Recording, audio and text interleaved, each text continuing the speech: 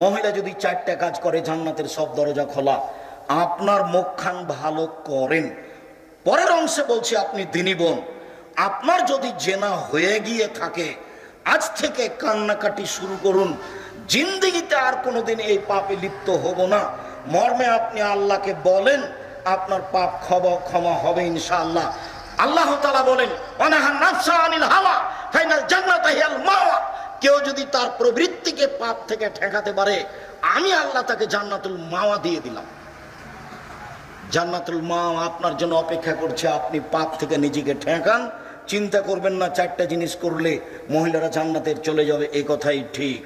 আবু হুরায়রা রাদিয়াল্লাহু তাআলা আনহু বলেন, রাসূল সাল্লাল্লাহু আলাইহি সাল্লাম বলেছেন, খায়রুন নিসায়ে, মহিলাদের মধ্যে সবচেয়ে ভালো কে? খায়রুন নিসায়ে, মহিলাদের মধ্যে সবচেয়ে ভালো কে? তখন আল্লাহ রাসূল বলছেন, ইদা নাযারা ইলাইহা সারাতহু, স্বামী তার দিকে দেখলে স্বামীকে খুশি করতে পারে। 1 2 ওই যে আমারা আতাআতহু, স্বামী আদেশ করলে পালন করে।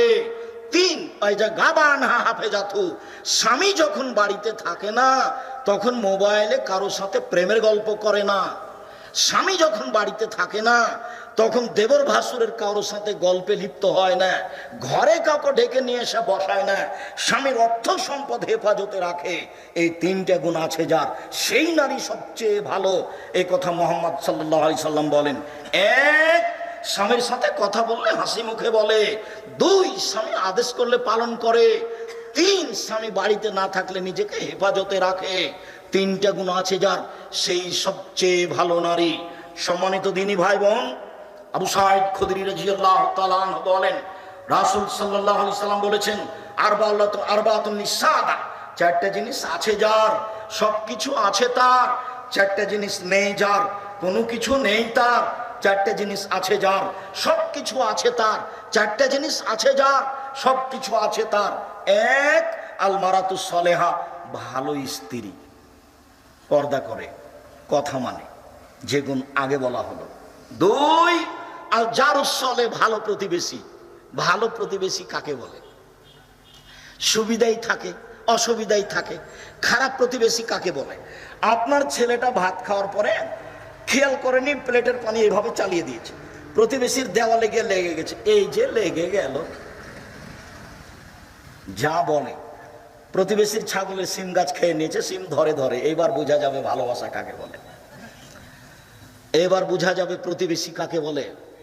প্রতিবেশী ভালো যার, 4টে জিনিস আছে যার, সবকিছু আছে তার। প্রতিবেশী ভালো যার, সবকিছু আছে তার। 3 আল মারকাবুল হানি, একটা ভালো গাড়ি আছে যার, সাইকেলটার কোনো সময় চেন পড়ে না, আর যদি সাইকেল উঠলে চেন পড়ে তাহলে বুঝতে হবে খারাপ। 4 আল বাইতুল ওয়াসি, প্রশস্ত ঘর। মেহমানকে খেতে দিতে হবে, বসতে দিতে হবে, তার জন্য অন্তত বৈঠকখানাটা বড় হতে হবে। আর যেটা বলেছি সেটা খুব মনে রাখবেন ভালোভাবে। খবরদার, বাপের স্বভাবে ফিরে যেতে হবে। আপনার স্ত্রীকে মায়ের স্বভাবে ফিরে যেতে হবে। 150 চাউল রান্না করতে হবে না, হাফ কেজি 2 কেজি রান্না করতে হবে। সারাদিন মেহমানে খাবে, আপনি খাবেন। সকালে রাতে গরুতে খাবে, সকালে পাখিতে খাবে। 150 চাউল রান্না করে মেহমান আসলে চানাচুর বিস্কুট দিয়ে বিদায় করেন, এটা ঠিক নয়।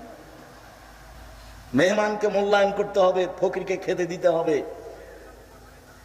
সবচেয়ে শক্তিশালী ইবাদত হলো দান। মেহমানকে, ফকির মিসকিনকে খেতে দেওয়া দান।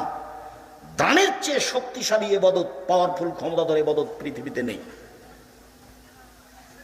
সম্মানিত দিনী ভাই বোন, বলছিলাম রাসূল সাল্লাল্লাহু আলাইহি সাল্লাম বলেন, আদ-দুনিয়া কুল্লুহা মাতা ওয়া খায়রু মাতা'আদ দুনিয়া আল মারাতুস সালেহা, গোটা পৃথিবী সম্পদ, সবচেয়ে উত্তম সম্পদ হচ্ছে ভালো স্ত্রী। গোটা পৃথিবী সম্পদ, সবচেয়ে উত্তম ভালো সম্পদ হচ্ছে ভালো স্ত্রী। সাওবান রাদিয়াল্লাহু তাআলা আনহু বলছেন, লাইন আলিমতু আইয়ু শাইইন আফদাল ফানাত্তাকে যাও, আমরা যদি জানতাম সবচেয়ে ভালো সম্পদ কোনটা, তার যাকাত লাগে না। যদি জানতাম সবচেয়ে ভালো সম্পদ কোনটা, যার যাকাত লাগে না। যদি জানতাম সবচেয়ে ভালো সম্পদ কোনটা, সংগ্রহ করে রাখতাম, যার যাকাত লাগে না। বলতে বলতেই আল্লাহ রাসূল বলছেন, শোনো, সবচেয়ে ভালো সম্পদ 1 লিসানুন যাকের, ওই জিহ্বা, যে জিহ্বা সুবহানাল্লাহ, আলহামদুলিল্লাহ, আল্লাহু আকবার, তাসবিহ তাহলিল জিকির আজকার করতে পারে। 2, কালবুন শাকের, ওই অন্তর সঞ্চিত সম্পদ, দামি সম্পদ, যে অন্তর অল্পতেই খুশি, যাক আলহামদুলিল্লাহ, আল্লাহ যা দিয়েছে আলহামদুলিল্লাহ। 3, ভালো স্ত্রী, যাকে দিনের ব্যাপারে সহযোগিতা করে, আজান হলে মসজিদে যাওয়ার জন্য বলে, রাতে দেরি করে আসলে বলে দুঃখিত, আপনাকে আমি খুব ভালোবাসি, আপনার অপেক্ষায় চেয়ে আছে, আমি খাইনি, আপনার সাথে খাবো বলে সর্বদা তাকে দিনের উপরে সহযোগিতা করে, এই হলো সবচেয়ে ভালো সম্পদ। এ কথা রাসূল সাল্লাল্লাহু আলাইহি সাল্লাম বলেন। সম্মানিত দিনী ভাই বোন, মহান আল্লাহ বলেন, অকারনা ফি বুয়ুতিকুন্না ওয়ালা তাবাররাজনা তাবাররুজাল জাহিলিয়াতিল উলা। হে মুসলিম মহিলা, বন্যতার যুগে, বর্বরতার যুগে, অসভ্যতার যুগে নারীরা যেভাবে প্রদর্শন দিয়ে চলতো, মাথায় কাপড় দিত না, নগ্ন অর্ধনগ্নে হতো, চলতো, এভাবে তোমরা চলো না। এটা কঠোর আদেশ আল্লাহর পক্ষ থেকে। যারা মানে না তাদেরকে অধঃপতনে যেতে হবেই হবে। সেই পরিবার, সেই মা কোনোদিন সালাহুদ্দিনের মতো ছেলে জন্ম দিতে পারে না। যারা জাতিকে ধ্বংস থেকে কল্যাণের পথে আনতে পারে, মাই খারাপ, তার পেটে একটা ভালো সন্তানের আশা করা যায় কি করে? সম্মানিত দিনী ভাই বোন, মহান আল্লাহ বলেন, ইয়া আইয়ুহান নবী কুল্লি আজওয়াজিকা ওয়া বানাতিকা নিসাল মুমিনিনা ইদনিনা আলাইহিন্না মিন জালাবিবিহিন্না।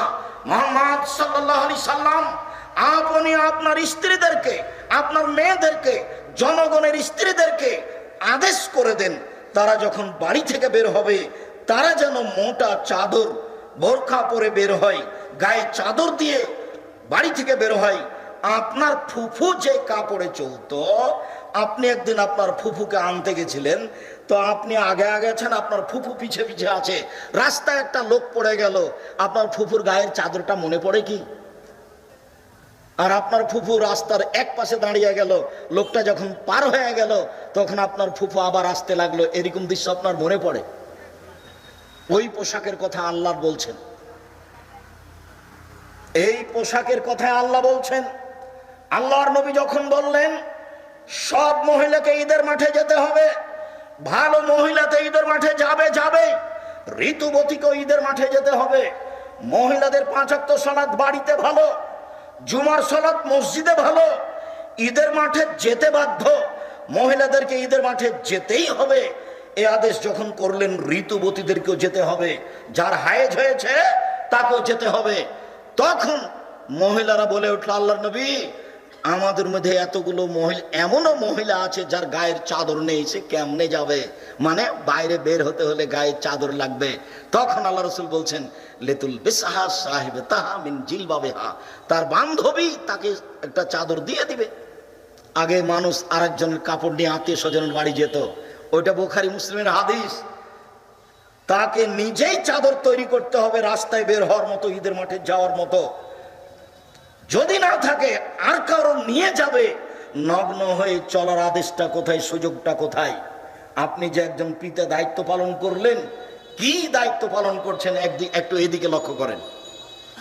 এক খেলে চেয়ে থাকবেন, এই ছেলে বক্তব্যের সাথে মুনাফিকি করবে না, অমনোযোগী হবে না কখনো, এক খেলে চেয়ে থাকো। পাখি যেন মনে করে তুমি পাথর, এইভাবে এক খেলে বসে থাকবা। সিনফান মিন আহলিন নার লাম আরাহুমা, আল্লাহ নবী বলছেন 2 শ্রেণীর মানুষ জাহান্নামে যাবে, আমি তাদের দেখিনি, ওরা জাহান্নামে যাবে, ওদের আমি দেখিনি। 1 শ্রেণীর মানুষ যাদের হাতে থাকবে লাঠি, গাভীর লেজের মতো, একদিক মোটা একদিক চিকন, একদিক মোটা একদিক চিকন, এরা মানুষকে মারবে, এরা জাহান্নামে যাবে। আরেক শ্রেণীর মানুষ নিশাউন, মহিলা, কাশে এতন, কাপড় পরে থাকে, আর এতন উলঙ্গ। দেখেন, কাপড় পরে উলঙ্গ হয়ে থাকে, এই কথা আল্লাহ নবী বলছেন, 1450 বছর আগেকার এই বাক্য। নিশাউন, মহিলা, কাশে এতন, কাপড় পরে থাকে, আর এতন উলঙ্গ। যদি শাড়ি পরে থাকে তাহলে ছোট ব্লাউজ আছে, পেট পিঠ দেখা যায়, হাত কবি এই পর্যন্ত দেখা যায়, বাহু পর্যন্ত, তোটা উলঙ্গ পোশাকে। আর যদি বোরখা পরে তাহলে ফ্যাশন বোরখা পরে, ঢঙ্গের বোরখা, আজ থেকে এই বোরকা আর কোনোদিন আপনি গায়ে দিবেন না, আজকে বাড়ি থেকে জ্বালিয়ে দিবেন। এই মেয়ে, তোমাকে বলছি, তোমাকেই বলছি, এই বোরকা তুমি আর কোনোদিন পরবা না। ফ্যাশন বোরকা পরে ঢং দেখিয়ে পর্দা দেখায় না।